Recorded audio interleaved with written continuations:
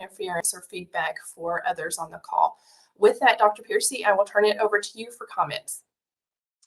Thank you, Sarah. Good afternoon, everyone. I do have a couple of topics to cover. And Commissioner Schwinn is joining me today. She's got a brief topic to cover as well, and then she and I will both be available for questions as long as time allows. So the first thing I want to bring you is some really good news that Tennesseans are responding to the COVID-19 vaccine. You know, August is National Immunization Awareness Month, and Tennesseans, for whatever reason, whether it's overcoming their hesitancy, Tennesseans are responding to getting vaccinated. That's really encouraging. Of all of our doses of COVID-19, both first dose and second dose, are up 57% in the last 3 weeks. But what's even more exciting, and you may have seen it come out of the White House yesterday, White House recognized Tennessee for having a 90% increase in first doses over the last 2 weeks. That is very encouraging to me and should be encouraging to you as well. You know, our supply chain is very steady. It is widely accessible and widely available. I can't even imagine there being a wait much of anywhere. Most places have a walk-in, or if it's more convenient, an appointment system. But vaccine is widely available and accessible, and Tennesseans are accessing it. That's very encouraging news, and I was glad to hear that. You know, that's something else that differentiates us from where we found ourselves back in the winter. And I've heard that a lot lately, comparing this surge that we are in, and we are in a surge right now, compared to that of the wintertime. And while some of the epidemic curves may be similar, we are vastly different in what we are able to do right now. We have a tool now, and that is vaccine. We had some okay tools back in the winter. None of them were great, but we have the single best tool now, and it is vaccine. And if you're in that category that hasn't yet gotten a vaccine, I don't want you to think that it's too late. I'm starting to hear a little bit of rhetoric that, well, the surge is here, and by the time I get the shot and have my 2 weeks out, it's going to be too late. That's absolutely untrue. You should get it today. If you want to get it, don't worry about it being too late. Go ahead and pursue that opportunity now. Our vaccines are extremely effective against serious illness and death. You've heard me quote this statistic before. Over 90% of our hospitalizations and 95% of our deaths are in the unvaccinated. And so our vaccine is very effective. It's very available. I encourage you to do that today if you haven't done so already. Now, let me go to a little bit more serious note, which is some increases that we are seeing in certain populations of COVID. And I'm going to tell you what we're going to do about that. So our pediatric cases are quickly on the rise. And to give you a little bit of perspective, in about the middle of July, so the week of July 18th, we had 1,800 cases in kids. The very next week, the week of July 25th, we had 3,200 cases. So almost a doubling in a week. And then, you know, our data is a few days behind. And so we'll soon have the next week, but I expect it to be up pretty much in the same manner. In some ways, that's not surprising because that's what our peer states are seeing. You know, a lot of this started in Missouri and Arkansas, but some of our other nearby states, Louisiana and Florida specifically, but most states in the South are seeing this big resurgence. And likewise, they are also seeing an increasing proportion of kids getting infected. It's very important that we talk about why that is, because there's a widespread narrative that the Delta variant preferentially infects kids or that it makes kids sicker. That's just simply not true. I'll tell you what is true about the Delta variant. It is much more contagious. Sometimes we call that transmissible. And to give you a frame of reference, old COVID, if you want to call it that, which was probably the Alpha variant, it's what caused the surge back in the wintertime. That had an infectivity rate, or sometimes we call that an R0, of between 1 and 2, which means every infected person might infect 1 or 2 other people. Compare that to the Delta variant, which could be around 5. That could be 2 or 3 times more contagious than the COVID that we dealt with back in the wintertime. So it spreads a lot more quickly, and therefore it's a lot more contagious. That's the difference. We don't have any evidence that it makes people sicker. We don't have any evidence that it preferentially infects kids. What we do have evidence of is that all COVID viruses, coronaviruses, infect unvaccinated people more often. Well, who is our largest population of unvaccinated people? It's kids, because the vaccine is only approved down to age 12, and we've had relatively low uptake in teenagers, although that is also improving. And that's some good news. Some of that increase that I mentioned to you earlier is in the adolescent population, which is very encouraging. So I don't want you to confuse correlation and causation between what the Delta variant is and is not in kids. Let me tell you something else that may be confusing to you, or quite frankly, it's probably just more unexpected than it is confusing. And that is the capacity concerns that we're currently having at our children's hospitals. I think what people are doing are hearing this rise in pediatric cases and this capacity concern in children's hospitals and linking those two, and they're not directly linked, at least not right now. Let me tell you what I mean by that. We're also seeing respiratory illnesses this summer in July and August that we've never seen in the summertime before, or never seen at scale. We usually see them in the dead of winter.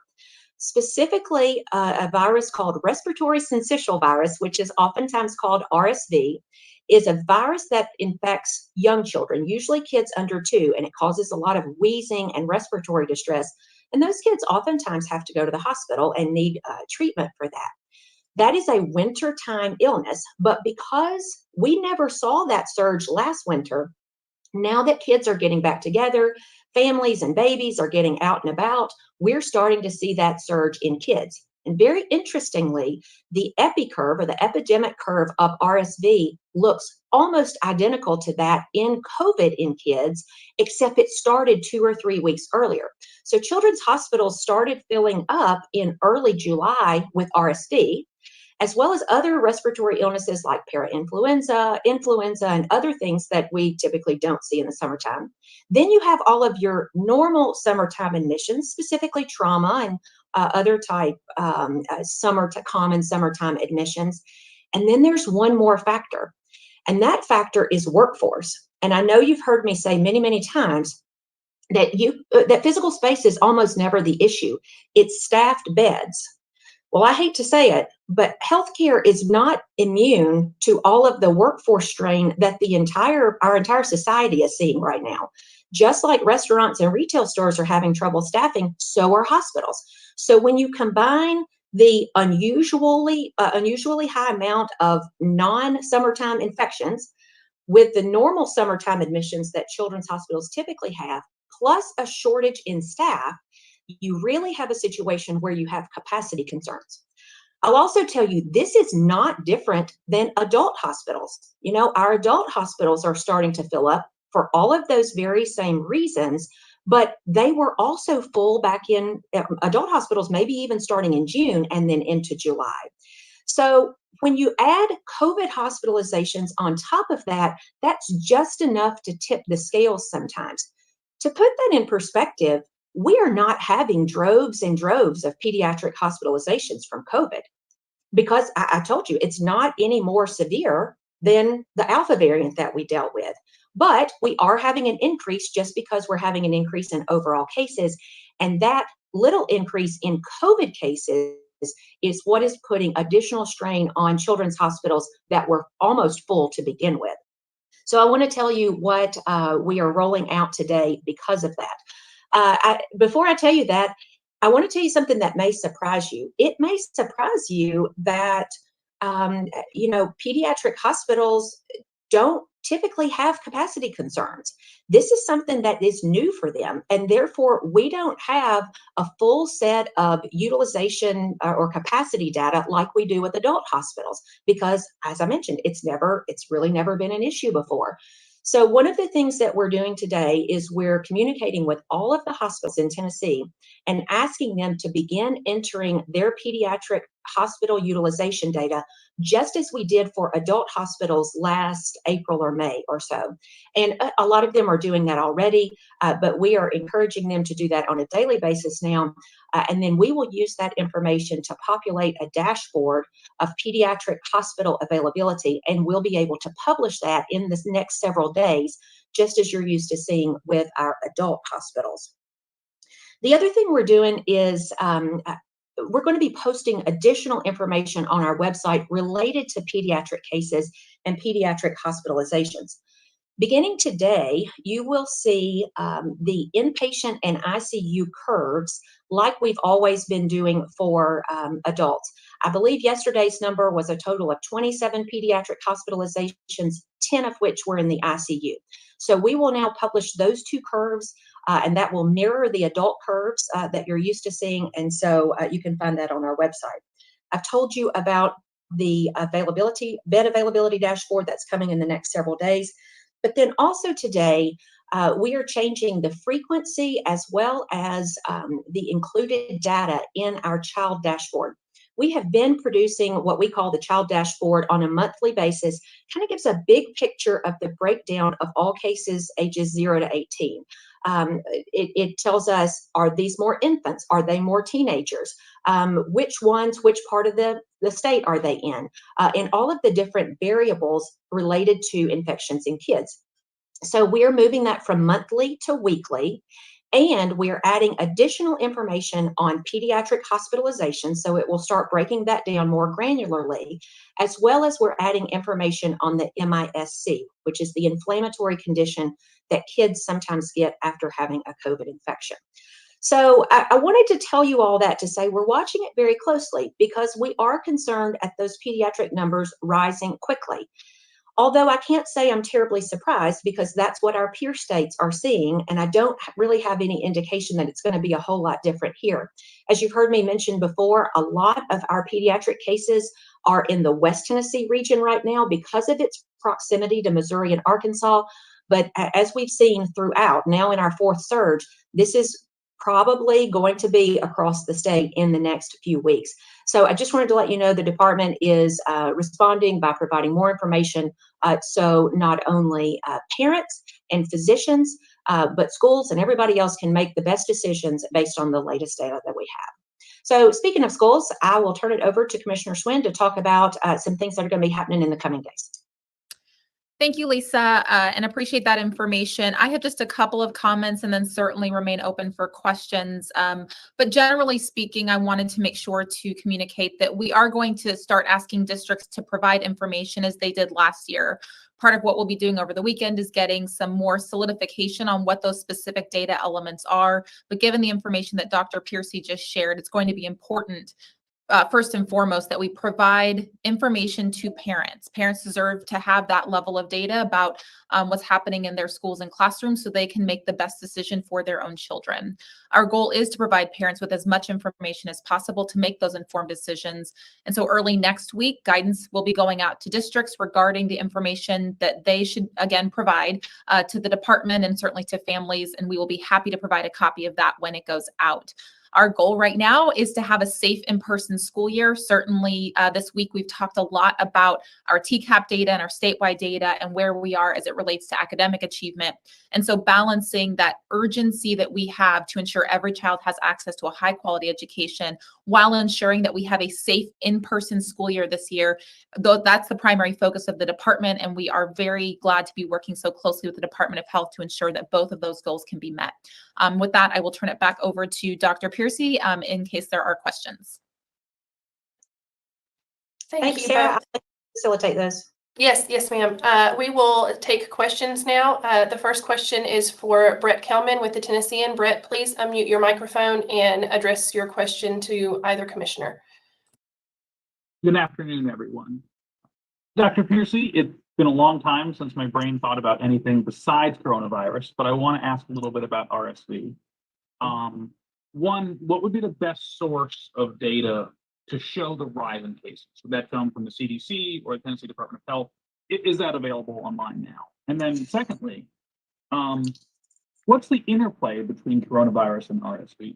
Is this happening now because of the virus or sheer coincidence? I mean, is this similar to last year when we were worried about having a flu epidemic on top of a coronavirus pandemic? Like, how do these diseases relate to each other? Yeah, those are great questions, Brett. I appreciate that. So to answer your first question about RSV data, this is something that on the state level, we typically don't track, but the CDC does. Right now, as far as what I could find online, the CDC provides that by region.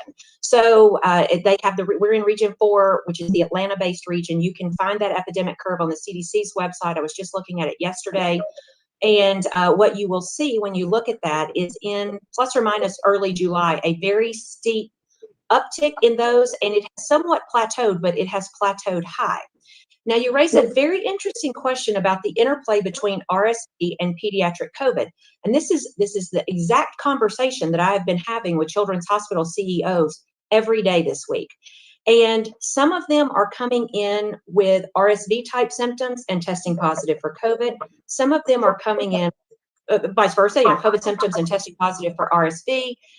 A lot of times, to be honest, the symptoms are similar, particularly in infants. And so it's hard to figure out which one is causing more disease or, the predominant form of disease. At the end of the day, the children's hospitals are going to take care of them and treat them however they need. But that's a very interesting intersection there. One final comment is, if you think about it, and one of the children's hospital CEOs pointed this out to me, and I thought it was fascinating, that her theory was the children who are under 2 right now are relatively germ naive. So if they were born in the fall or winter of 2019 or 2020, they were likely protected for the first several months of their life because they were newborn, it was holidays, wintertime, and then they entered into the lockdowns of the pandemic. So you have kids that for the first year or year and a half of their lives weren't exposed to really any germs. And so their immune system wasn't really primed to fight anything off. So these are interesting theories that our pediatric scientists are studying, but there is a big interplay right now between RSV and COVID. Thank you. Okay, next question is to Jessica Jagalos at WMC. Jessica?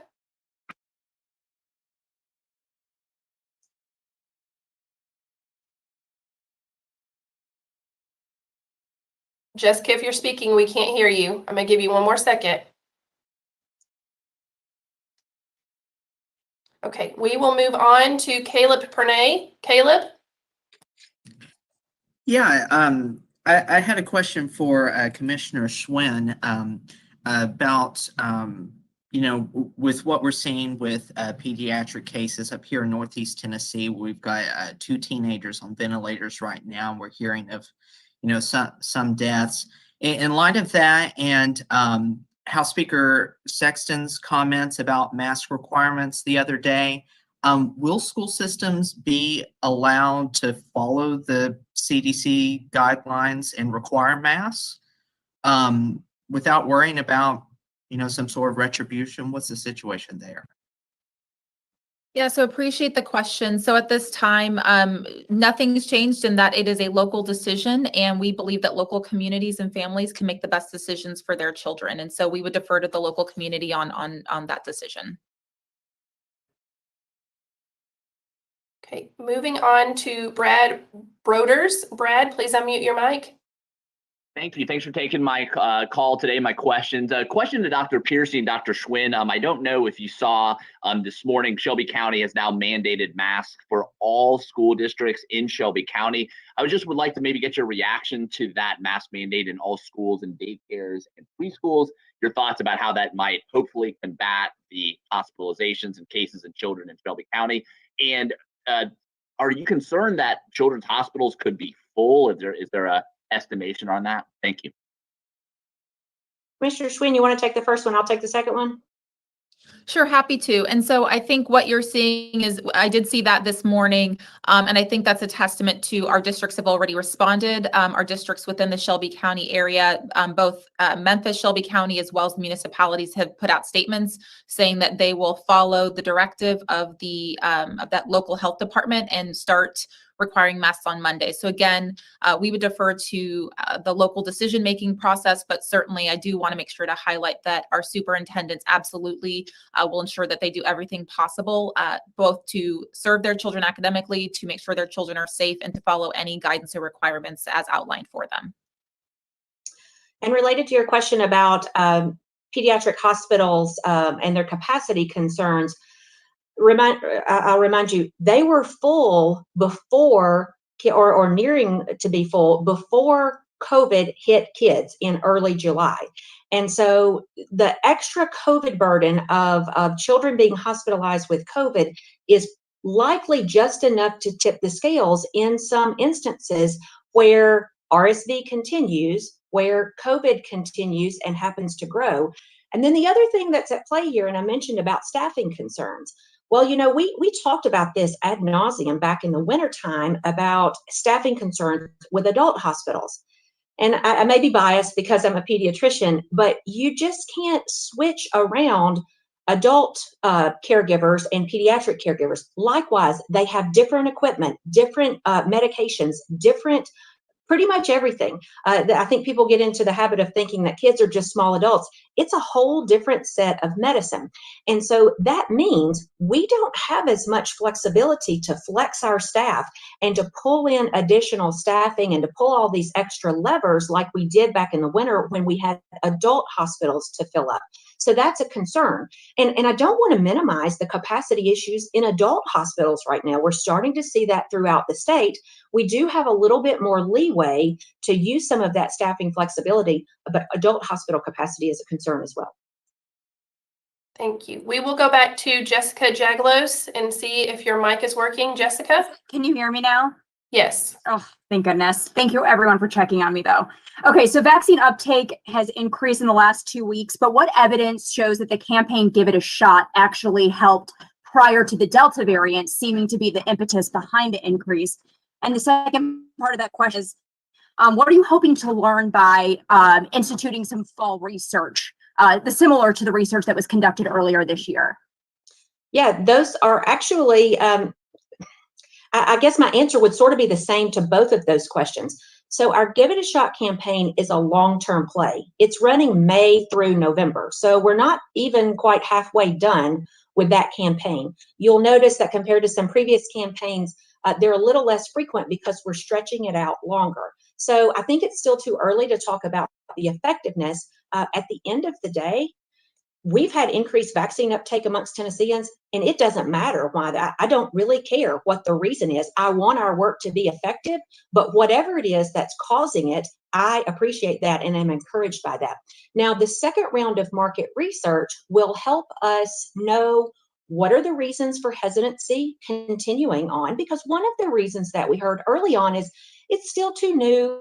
I don't really know yet. I want to wait and see what happens. Well, fast forward the tape 6 or 9 months, they may very likely feel differently about that. Likewise, have we seen shifts in hesitancy amongst certain populations? Does the Hispanic population have a different reason now? Or is one of the reasons that the rural conservative population was hesitant, has that gone away? So I'm very interested in that market research, and we're targeting that for early fall. Next question is to Blake Farmer. Blake? I've unmuted. I was going to ask this question to Dr. Piercey and try to take the gigantic politics out of it. But if you were in the room with all these school boards who are feeling all this pressure from parents, mask, don't make us wear a mask, and they're just asking you, the pediatrician, what should we do as we have our kids back in school? What do you tell them? Blake, you said the key word in that question, and that is parents. So I don't think anybody debates the effectiveness of masks. The CDC and the AAP have already come out and very clearly said it. I think the key here is that parents need to weigh into this decision because it is, as you mentioned, a very highly politicized topic. And parents can do that in multiple different ways. First, they can lobby their elected school board, positively or negatively. And you know as well as I do, there are very strongly opinionated parents on both sides of this issue. So they should use that very classic representative form of government, if you will, and talk to their school board representatives and say, this is why I think we should or should not. Likewise, a parent has a choice to make that decision for his or her own child. And so at the end of the day, it's even not a local decision, it's a hyper local decision when you talk about school boards and districts, and then specifically the parents. So at the end of the day, this is a parental decision in conjunction with the school board. And just to make sure I understand what you're saying, you're saying that you would not, I mean, I'm hearing you say that you would not suggest a district-wide mandate, but say that it would just be up to the parents to decide what's best? As a pediatrician and a mother of four, I will always tell you that parents make the best decisions for their own children. And the other thing is I don't know the dynamics in each of the different counties, but those school boards do. And so if the school boards choose to make that decision, that's their local decision, but it needs to be heavily influenced by the opinion of the parents. We'll move on to Marta Ulrich. Marta? Good morning, or good afternoon, actually. I have a question for Commissioner Schwinn first, and then one for Dr. Piercey.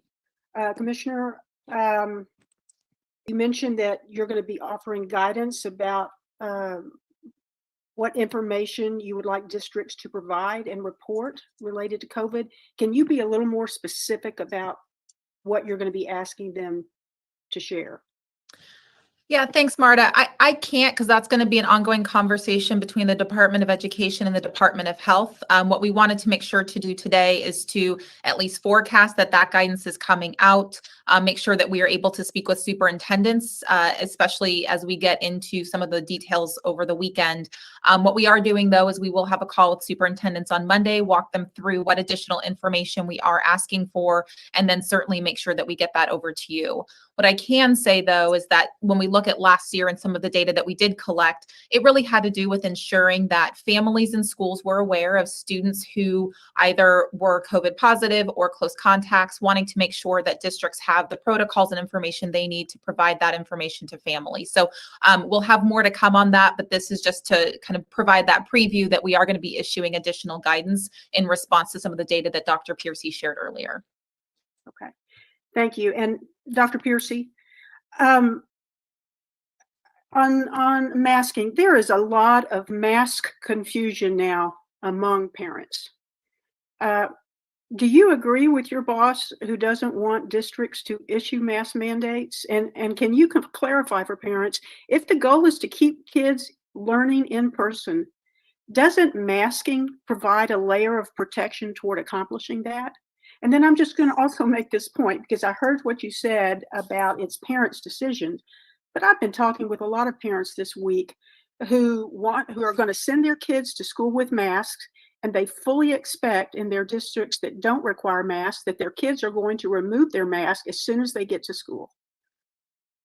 And they're frustrated. And they're looking for some cover, frankly. Yeah, Marta, I understand all of that, and I hear all of that. And I mean, this is an issue for all of us parents as we send our kids back to school. So masks are an effective tool. They're one tool, and fortunately, we've got an even better tool now. The bad news is not all kids are eligible yet for that really good tool, which is a vaccine. I'm sure you've seen that Swiss cheese model where all of the things line up, and masks are one of those things that help us give an extra layer of protection. So is distancing, so is hand washing. People tend to latch onto one intervention or not. And the fact of the matter is all of those interventions are effective, and some of them have varying levels of effectiveness. And so I don't think anybody questions that masks are an extra layer of protection. And if kids want to wear those to school, then, and the parents have chosen to do that, then those parents should be supported in that decision. All right, our last question for this afternoon will go to Laura Testino. Laura, please unmute your mic. Hey guys, good afternoon. I am calling in from Memphis and wanted to talk a little bit about, we've focused a lot this week and we'll be focused even more next week on how COVID has impacted learning. And you know, so wanted to talk just a little bit about that and how that correlates to guidance that schools will be issuing. So because of the way that the CDC has issued close contact exceptions for socially distanced, masked K through 12 students, masking in schools will reduce learning disruptions by requiring less mass quarantines of students, likely less potential infection with this Delta variant with schools that are having more students in the classrooms. And so I guess I'm curious, you know, at what point of increased pediatric cases or hospitals that are dealing with too much RSV and COVID on top of each other, will the department maybe make more strong recommendations for some of these guidances to decrease the disruptions for students in the classroom? I didn't catch who exactly that question was intended for, but I'll take a stab at it since we're out of time. So the Department of Health has already, we've passed along the CDC guidance, we've passed along the AAP guidance. We don't have anything to add to that. Those two large national bodies have spoken, and we're telling districts and parents, this is your choice. And you've heard me say before, disease spread is not the same all over the state all at the same time. In fact, I just said it earlier today, it's a little more hot and heavy, or quite a bit more hot and heavy in Shelby County and in West Tennessee right now than it is in other parts of the state. So that's why it's so very important that parents weigh into their school boards, and their school boards make those decisions on the local level of what's happening in their communities. Yeah, I guess you're saying school boards here, we've seen the autonomous Metro Health Department here make that decision. And for the most part, here in Shelby County, we've never had school boards be the authority on that. You know, does the department feel that the, you know, state has that authority, or that the health department has at all overstepped its authority in Shelby County? I would love to answer your question. I feel like that's a legal question, and I don't want to speak out of turn. It's my understanding that there is legal authority for school boards to make those local decisions. Any legal questions beyond that, I'd have to defer to council. All right, with that, we will conclude our briefing for today. Thank you everyone for joining us, and have a great Friday. I'm ending the call. Good day.